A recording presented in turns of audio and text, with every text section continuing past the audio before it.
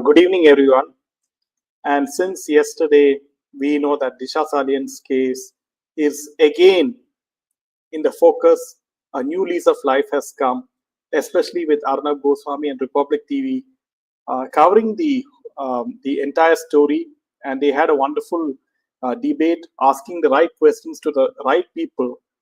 And we'll be discussing about that in today's session, as well as the fact that Disha Salian's father, Satish Salian, he clearly mentioned that his daughter did not commit suicide and he was under pressure.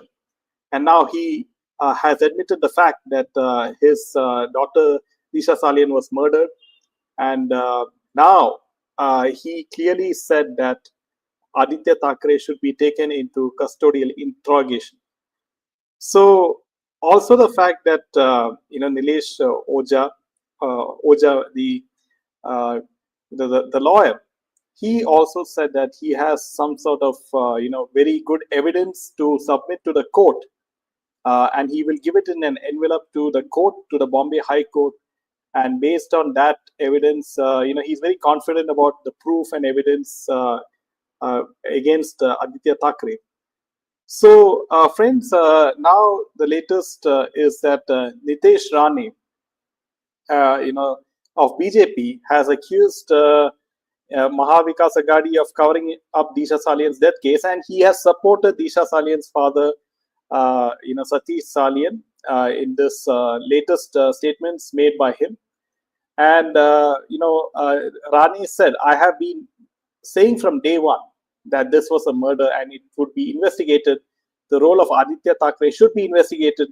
And from the very beginning, I have been demanding an inquiry into the names that are now being raised by his father in the petition. Now his father has filed a petition in court demanding a fresh investigation, and he has explicitly mentioned how the police tried to protect the son of the CM of Maharashtra of that time, Uddhav Thackeray, and now Aditya Thackeray." So Rani added, "Now we will know what it means to go under investigation. So those who are protecting him will have to open their mouths." He also mentioned that why did Kishori Pednekar, who was the mayor at that point of time when Mahavikas Agadi was in power, come to his house and gave him a lot of pressure, right? Rani said that all politicians should now step aside in this matter and justice should be served. So, friends, now this case is again catching up a lot of momentum as we speak, and this is a very, very good sign. And I do hope that Republic TV and Arnab Goswami and the whole of SSR warriors, they don't give up on this case. It's very important for Republic TV to follow up on this. And also the fact that Satish Salian has, demanded for, security for himself. And it's quite obvious. Also, one very important point, friends, that when Disha Salian's mobile phone switched on after her death, according to some reports, internet calls were placed from the phone between June 9th and June 17th, after her death. So the reports, this is according to an eyewitness, and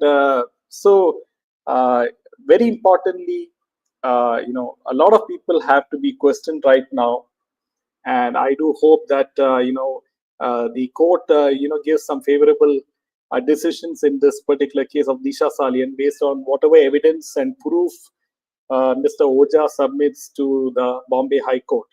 Welcome, Shilpa. Welcome, C.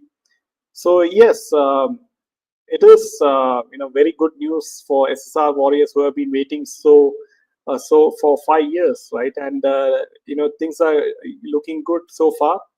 And Arnab Goswami is in full form.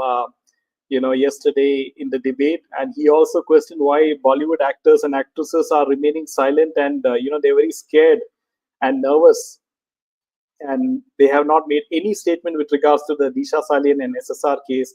Also, Disha Salian's father said that there's a strong link between Disha Salian case and SSR case. So this is all huge points.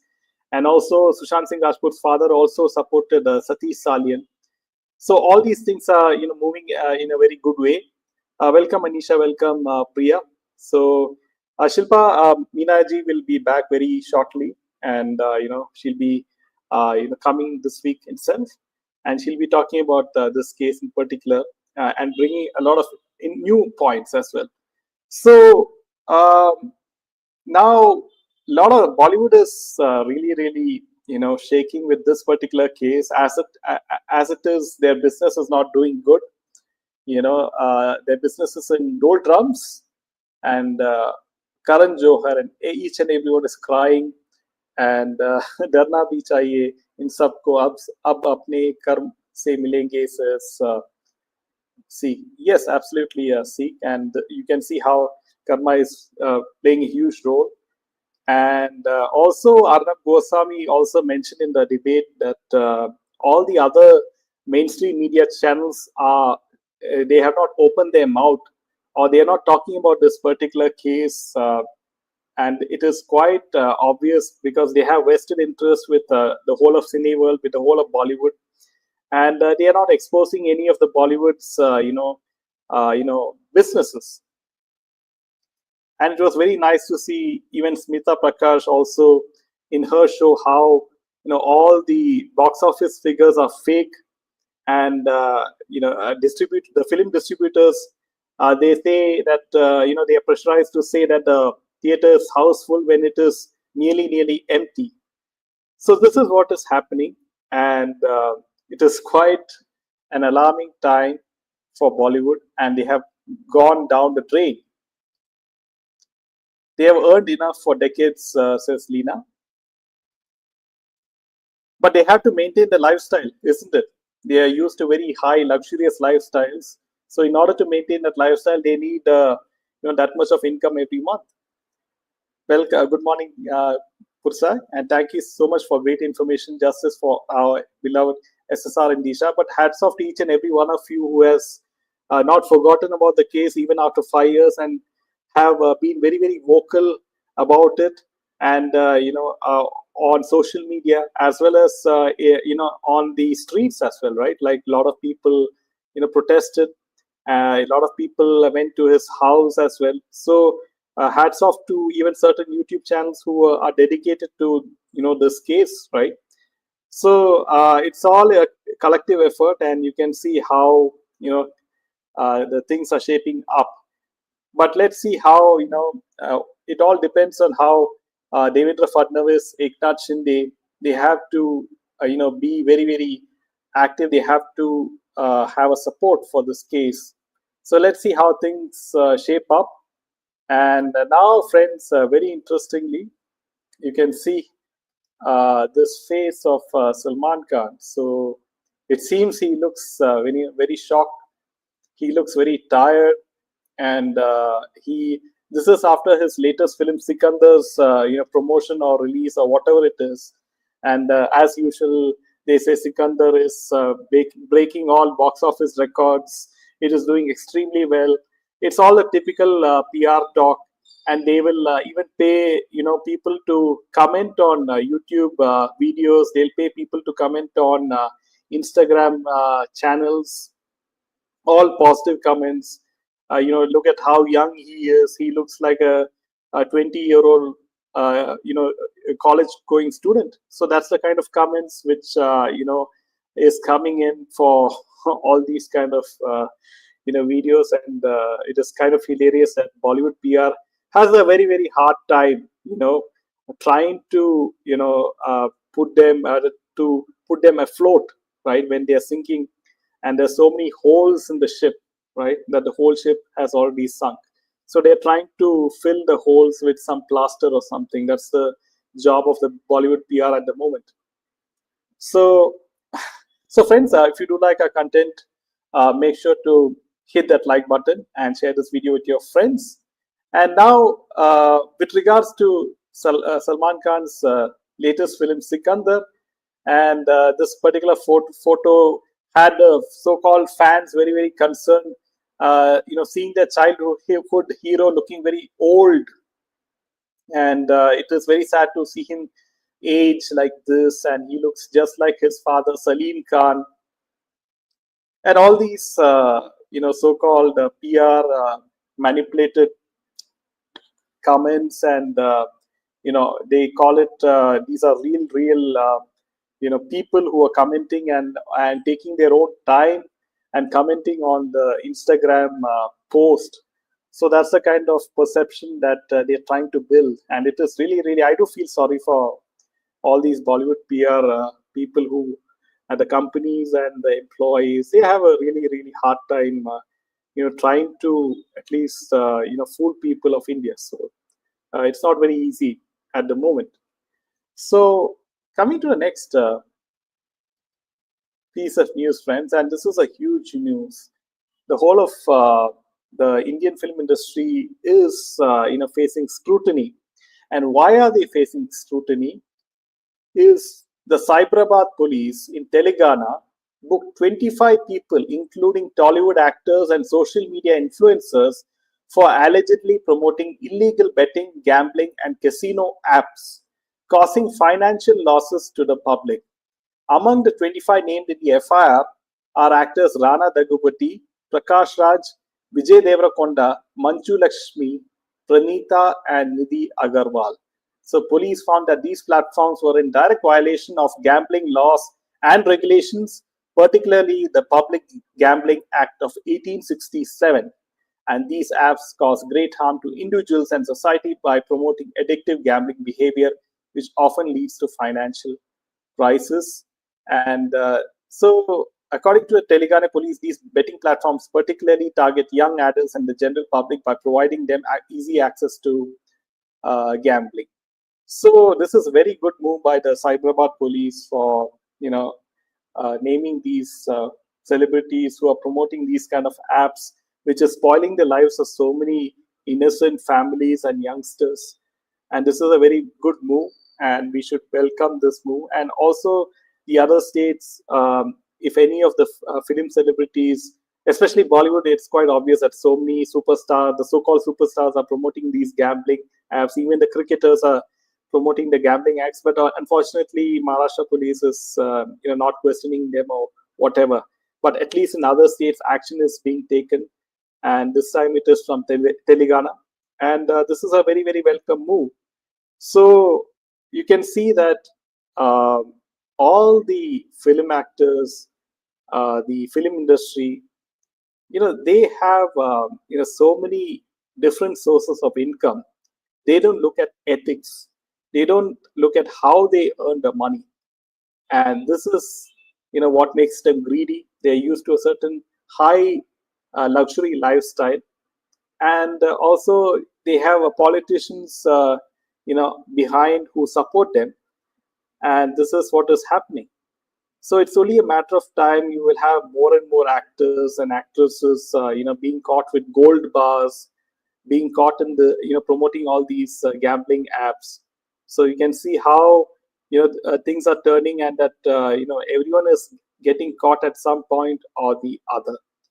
So coming to the next piece of news, film stars couldn't even spell ethics. Yes, Sikji.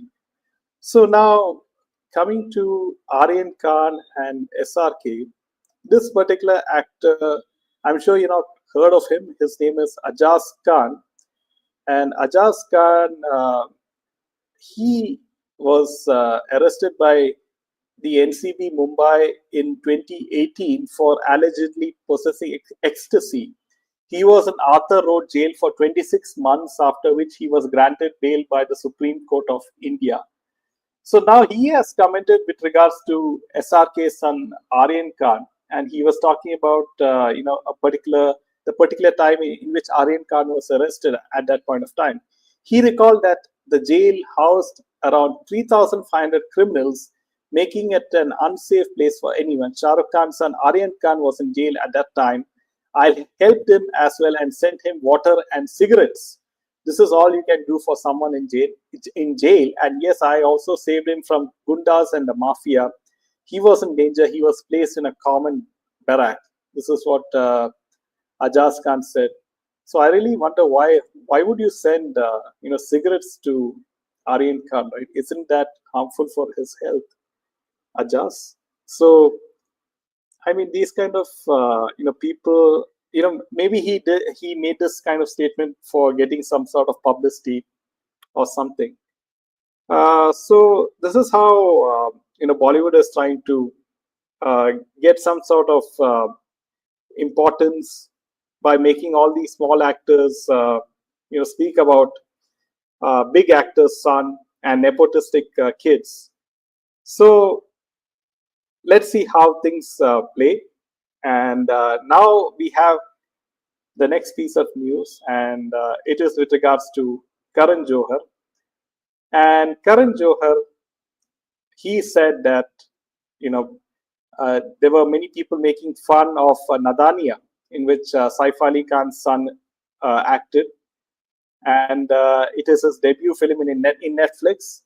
And many people trolled.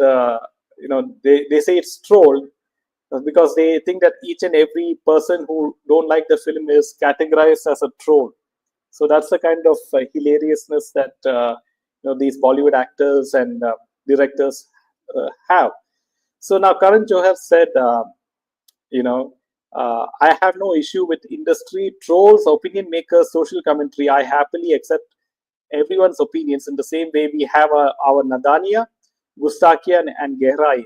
But when you write such things in your review, it is not a reflection of the film. It is a reflection of you. Okay. So this is what the wise Karan Johar he mentioned. Welcome, Janet.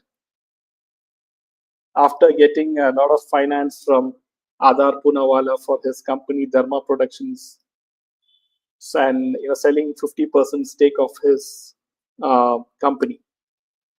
So he maybe might want to sell the remaining 50% after casting at least 20, 30 nepo kids in the future, right? And who all the investors is going to buy his stake, they are really suckers, right? At this point of time. So, like Rajgopalanji said, the ED also has to, watch out for uh, the films, right? They have to watch the film businesses, and it's clearly a lot of hawala money from Dubai, a lot of money laundering, opportunities. That is the reason why more and more films are being taken, and this is should be under the lens of the ED. But you have certain politicians in the top circle, and they because of that, maybe things are not coming out in the open as fast. So this is what's happened. So coming to the next piece of news, and this is something very hilarious that Jaya Bachchan has said that actors are more popular than politicians unless you're Narendra Modi. This is Jay Bachchan. So now it seems that Congress is losing allies each and every day. It is Shashi Tharoor who might jump the boat. It may be DK Shivkumar who might jump the boat. You now have Jay Bachchan also, becoming a fan of Narendra Modi. So what will happen to the dot dot alliance if there's any dot dot alliance? And Rahul Gandhi has really sunk the Congress party, and this is kind of hilarious that she has to make this statement. And I really wonder what the Congress party thinks of this particular statement. So, coming to the next piece of news, friends. And now you have Shashi Tharoor. And Shashi Tharoor was seen remarking that he praised Prime Minister Modi, and he said that India that Modi can talk with both Ukraine and Russia and maintain cordial relationship with each and every country, and also can maintain a neutral stance on the Ukraine-Russian war, and that led Rahul Gandhi very red-faced. So you can see that it's quite obvious that, like Rajgopalanji is saying, that Shashi Tharoor and the Gandhis, they are not getting along well. because of obvious reasons. Because he is quite talented, and he has the capacity to lead the Congress party, and Rahul Gandhi sees him as a threat to the Gandhi family because they want to keep it in the family and they don't want anyone with the potential to come up. Good evening, Amanjit ji. This lady praising PM. So, coming to the next piece of news, friends, and this is kind of inspirational, is that this lady, and her age is 59 years, and she's a tailor from Kerala, and she has defied age and expectation by successfully trekking to the Everest base camp without any formal training. And when she asked, she said that she was training for 4 months, despite her friends stopping her. She followed a very strict routine of walking for 3 hours daily, practicing in trekking boots, and covering 5 to 6 kilometers in the evenings with her companions. She learned Hindi to communicate better during her journey and watched YouTube videos to familiarize herself with basic trekking techniques. And her journey to Everest Base Camp was far from easy. Bad weather led to cancellation of her flight to Lukla, forcing her to find an alternative route via Surkhe with the help of a German couple she met in Nepal. Along the way, she encountered trekkers from across the world, including a father-son duo from Trivandrum. The trek was grueling, with steep climbs, narrow paths, and deep ravines. She walked for 6 to 7 hours daily, taking frequent breaks to avoid exhaustion. I needed more time, so I walked slowly using a stick. Every few steps, I paused to take at least 5 breaths to avoid shivering and exhaustion, she told media. So this is very inspirational, and when I saw this story, it was kind of very inspirational, and I do wish that more and more people get inspired by such stories. But she won't. I do hope she gets some sort of award from the government as well. So, friends, this is all the news for today, and we will see you tomorrow once again. Until then, Jai Hind and Jai Sri Ram.